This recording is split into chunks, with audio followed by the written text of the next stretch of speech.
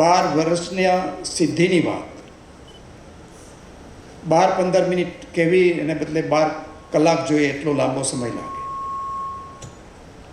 પરંતુ થોડી વાત દેશની અંદર શું બદલાવ આવ્યો છે એની વાત કરવી છે. તમે રસ્તાઓ પર જાઓ, રસ્તાઓ દેખાય, મોટા મોટા માળખાઓ દેખાય.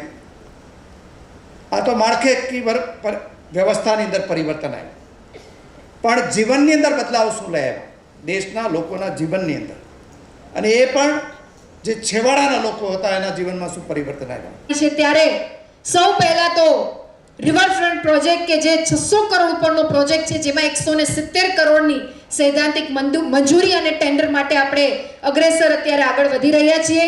Sports complex, 2 sports complex in fact કે જે 60 કરોડથી વધારેની રકમના સ્પોર્ટ્સ કોમ્પ્લેક્સ આપણા મહાનગરને મળ્યા છે. જીજી હોસ્પિટલનું નવીનીકરણ કે જે 451 કરોડના આધારે થઈ રહ્યું છે, જેમાં 700 બેડની ઉપલબ્ધિ આપણા મહાનગરને મળવાપાત્ર છે.